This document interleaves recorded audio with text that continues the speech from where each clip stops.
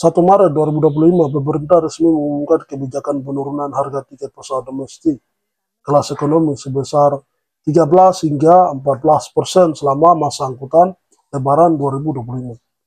Jadi kebijakan ini bertujuan untuk meringankan beban masyarakat yang hendak mudik serta memastikan kelancaran arus transportasi udara. Lalu bagaimana dengan harga tiket pesawat ke Papua yang cenderung lebih mahal dibandingkan dengan rute domestik lainnya? Yang hal ini menjadi perhatian khusus pemerintah. Mari kita bahas.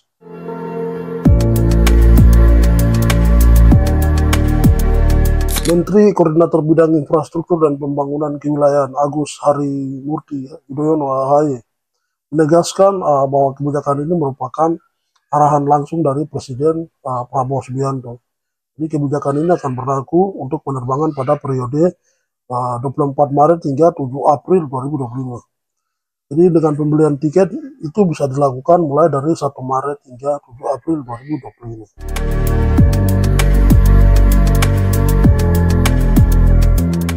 Kementerian Perhubungan bersama dengan Badan Usaha Milik Negara (BUMN) dalam sektor perhubungan udara serta maskapai penerbangan, mereka telah menyiapkan langkah-langkah yang strategis di mana hal ini untuk mendukung kebijakan menurunkan harga tiket pesawat. Jadi salah satunya yaitu pengurangan biaya ke bandara udara serta penyesuaian harga aftur di 37 bandara yang ada di seluruh Indonesia.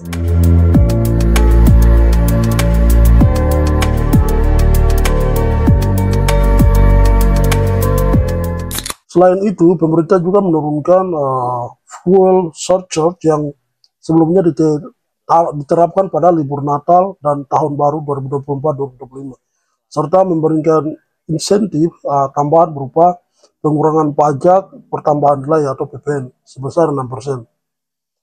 Menteri Keuangan Sri Mulyani mengonfirmasi bahwa PPN yang dikenakan kepada masyarakat untuk tiket pesawat ekonomi dalam negeri selama periode ini itu hanya sebesar 5%, sementara 6% lainnya ditanggung oleh pemerintah.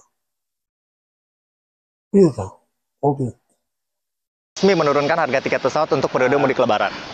Udah sih dengar, cuma kok kecil banget ya? Tapi menurut Bapak kecil ya angka 13,4. Betul. PT Angkasa Pura Indonesia atau Injourney Airport dalam hal ini tuh dia turut mendukung untuk kebijakan ini dengan menurunkan harga tiket tarif pelayanan jasa penumpang pesawat udara atau PJP2U hingga 50%. Jadi Direktur Utama Injourney Airport Faik Fahmi menyatakan bahwa langkah ini akan berdampak langsung terhadap turunnya harga tiket pesawat dan efisiensi operasional maskapai. Untuk mengantisipasi lonjakan penumpang selama mudik ini, beberapa bandara utama yang akan beroperasi selama 24 jam seperti Bandara Soekarno-Hatta di Tangerang, Igusti Ngurah Rai Bali, Kuala Lumpur di Deli Serdang, Halim Perdana Kusuma di Jakarta, dan Nang Hadim serta Sultan Hasanuddin di Makassar, dan Bandara Ratulangi juga di Manado. PT Pertamina Persero juga mendukung kebijakan ini dengan menurunkan harga aftur di 37 bandara mulai pada 18 Maret hingga 15 April 2025. Penyesuaian harga ini tuh dilakukan untuk menyesuaikan dengan tren peningkatan permintaan aftur selama periode mudik Lebaran. Menteri Perhubungan Budi Purgawandi menegaskan bahwa kebijakan ini merupakan bagian dari komitmen pemerintah untuk memberikan kemudahan dan keringanan bagi masyarakat yang ingin merayakan Hari Raya Idul Fitri di kampung halaman. Jadi katanya itu dia untuk memastikan masyarakat itu bisa menikmati perjalanan yang lebih terjangkau dan nyaman, terutama pada momen penting seperti di Lebaran ini.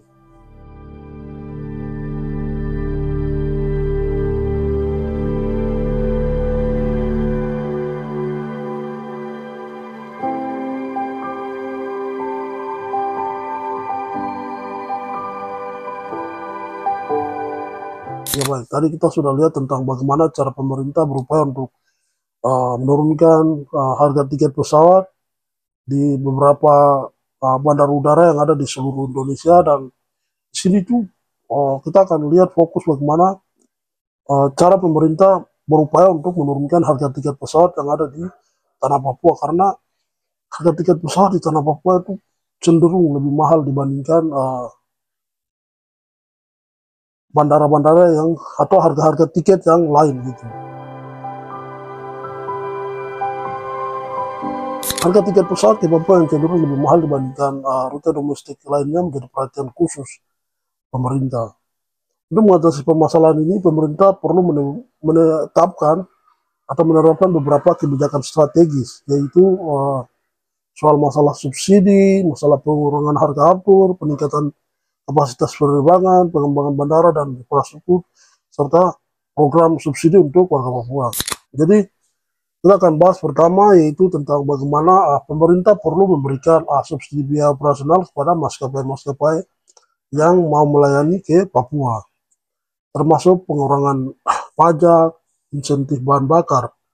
Jadi langkah-langkah ini tuh dia bertujuan untuk menekan biaya produksi maskapai penerbangan hingga harga tiket dapat lebih terjangkau. Yang kedua tuh bagaimana pengurangan harga aftur di wilayah Papua. Jadi dalam hal ini pada PT Pertamina perlu menurunkan harga aftur di beberapa bandara di Papua. Dalam hal ini itu untuk menyesuaikan dengan standar harga wilayah di daerah lain. Jadi ketika harga aftur lebih rendah, harga tiket pesawat dapat ikut turun juga, seperti itu. Dan selanjutnya itu pemerintah itu perlu bekerja sama dengan maskapai-maskapai yang ada begitu. Jadi untuk menambah jumlah penerbangan ke Papua, baik dari Jakarta, Surabaya, Makassar, dan bandara-bandara lainnya. Jadi peningkatan jumlah penerbangan ini tuh bisa membuat persaingan, dan persaingan itu menciptakan sebuah hal yang mana hal ini itu dia bertujuan untuk menurunkan harga tiket pesawat seperti itu. Yang keempat itu pemerintah harus berusaha untuk mengembangkan dan meningkatkan kapasitas di bandara-bandara yang ada di tanah Papua. Bandara-bandara seperti Bandara Sentani, Moses Kilangin, Bandara Domene Dorosok, dan beberapa bandara lainnya. Jadi peningkatan infrastruktur, hal ini tuh dia bertujuan untuk menarik lebih banyak maskapai penerbangan untuk beroperasi di bandara-bandara tersebut. Jadi pada akhirnya harga tiket dapat diturunkan seperti itu. Jadi kebijakan ini itu harus bisa sejalan juga dengan upaya pemerintah dalam meningkatkan konektivitas dan pemerataan pembangunan di tanah Papua seperti itu.